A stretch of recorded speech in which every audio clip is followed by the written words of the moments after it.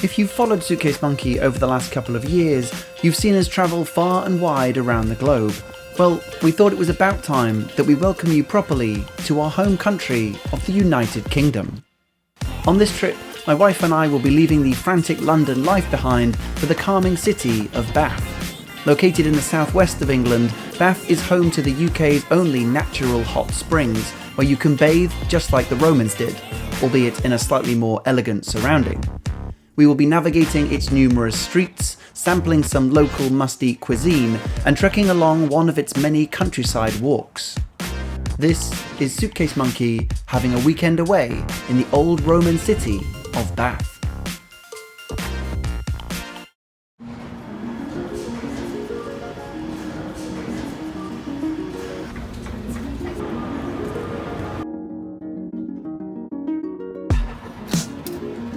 We began with an early morning wake-up.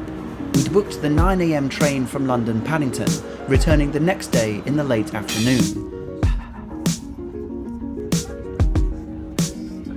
Taking only 90 minutes from London, it's an easy direct service, and whether you're a local wanting a weekend away or a foreign visitor wanting to see more than just the capital, Bath is well worth the journey. You could skim over it in one very long day, but we wanted to get the most out of the city. Upon arrival into Bath Spa station, we took a meandering beeline towards our hotel. Greeted by buskers and market traders, things already fell nicely into a slower pace. After dropping off our bags at our hotel, we headed straight back into the streets. One of the nicest things about Bath is that it is incredibly walkable, with pretty much everything being within 10 or 15 minutes of each other.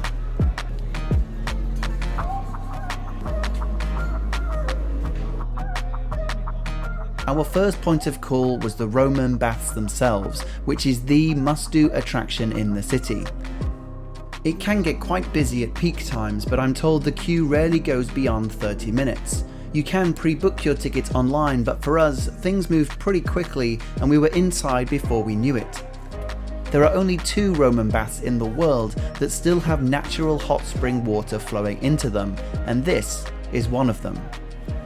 Included in the price of admission are handy audio guides which make the Roman remains come to life even more. Hearing the stories behind the relics, some 2,000 years old, do a great job of connecting you to the reality of the Roman world. But the Sistine Chapel here is obviously the baths themselves. Walking on this same exact pavement as the Romans did 2 millennia ago is something in itself. This was once a place for public bathing, entertainment, healing, and of course cleanliness. Nowadays its purpose may have shifted somewhat, but it is still as essential to Bath as it ever was.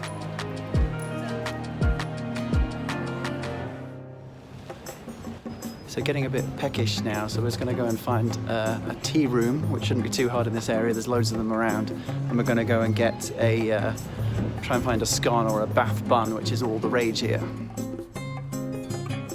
There are certainly no shortages of cafes, tea rooms and brunch stops in Bath. Around almost every corner are quaint ex-residential buildings, all vying for your attention. I definitely recommend picking up some fudge whilst in Bath, with many locations citing themselves as the best fudge in England. One of the most popular stops in the area is the famous Sally Lunn Eating House. Since we walked past at the peak of lunch, people were queuing out of the door to experience a quintessentially English tradition. This is one of the oldest houses in Bath and believed to be the birthplace of the Sally Lunn bun. For eating, we found Sunday to be a lot quieter in Bath for food overall, so bear that in mind when deciding on somewhere with a long wait.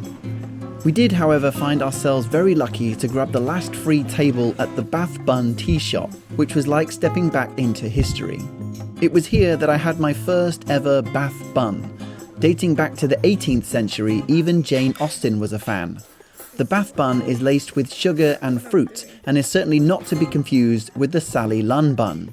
Now, I never thought I would say this following sentence, but there does seem to be a bit of a rivalry going on between the Bath Bun and the Sally Lunn bun. Sally Lunn obviously say that they were the first, and the Bath Chronicle does a fierce head-to-head with each. The Sally Lunn is more similar to a brioche, being buttery and light, whereas the Bath Bun is much more sweet. Having only ever had the Bath Bun, it wouldn't be fair of me to compare, but please comment below if you want to weigh in on this subject.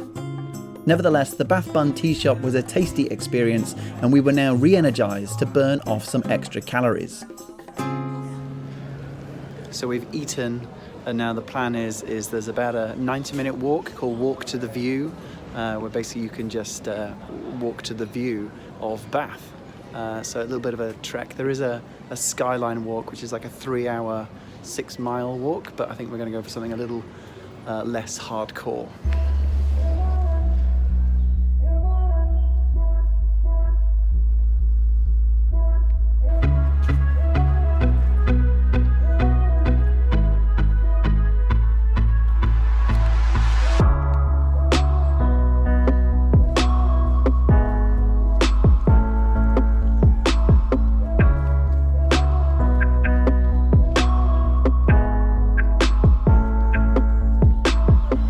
This walk is supposed to be an hour and a half, but we keep stopping off.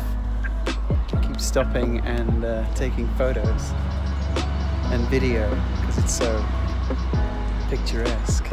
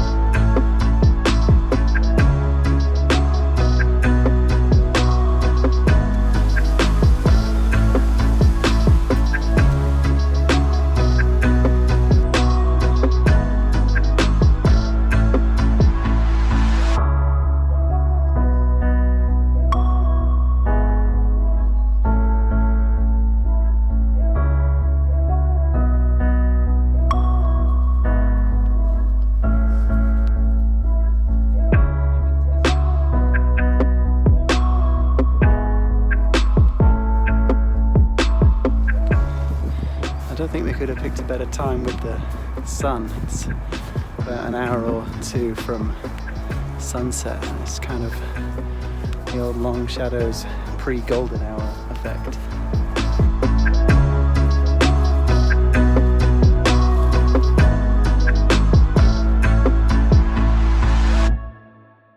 In need of a welcomed rest, we made a pit stop at our hotel.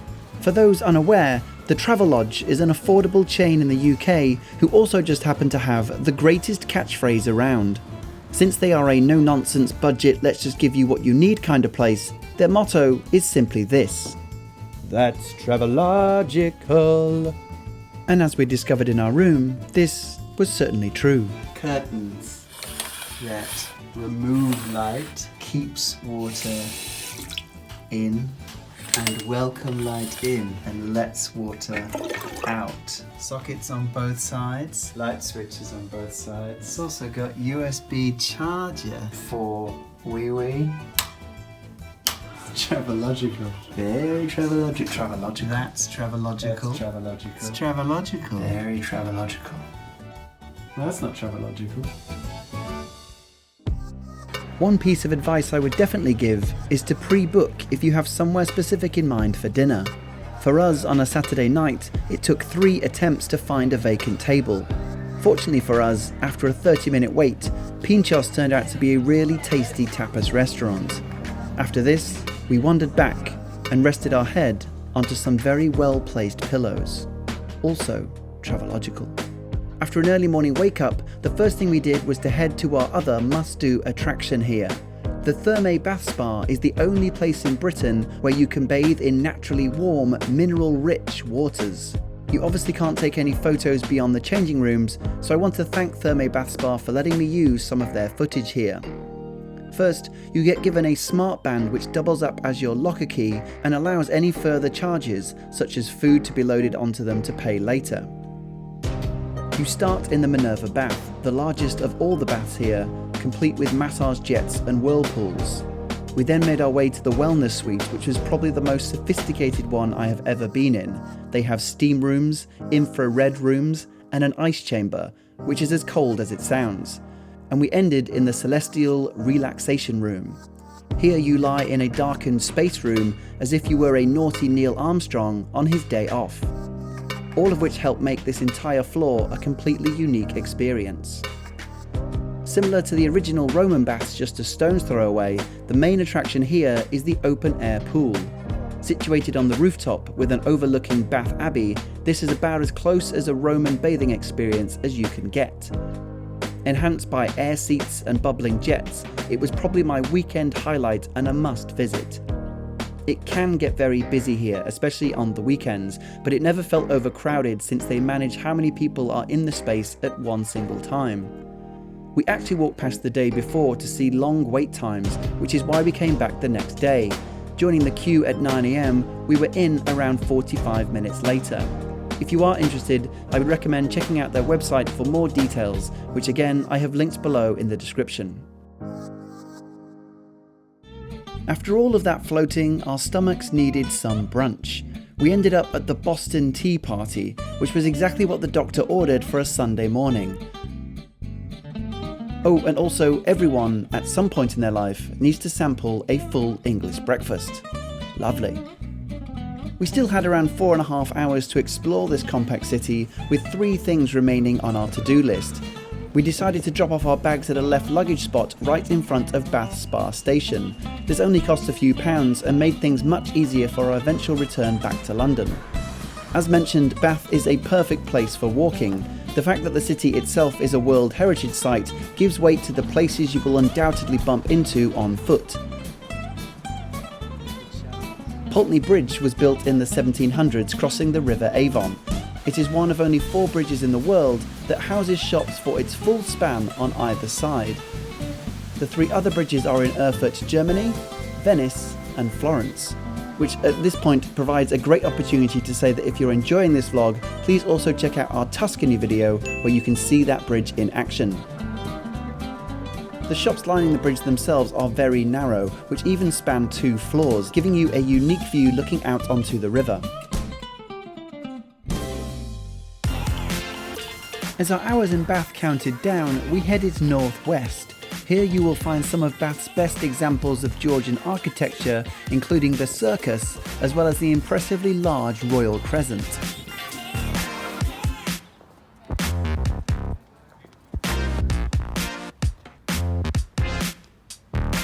With only 2.5 hours left to go, we had 2 things on our mind: shopping and food. Bath has many standout streets you should make time for, with Milsom Street and Milsom Place taking a lot of our browsing time.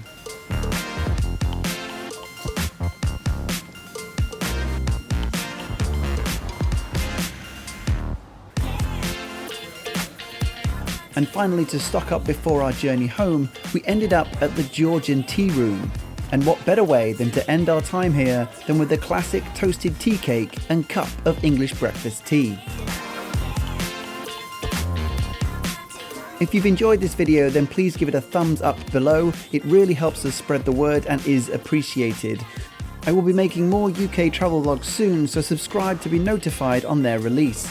In the meantime, check out our full day at Kew Gardens, along with our best cafes and restaurants in London. Thanks for watching Suitcase Monkey.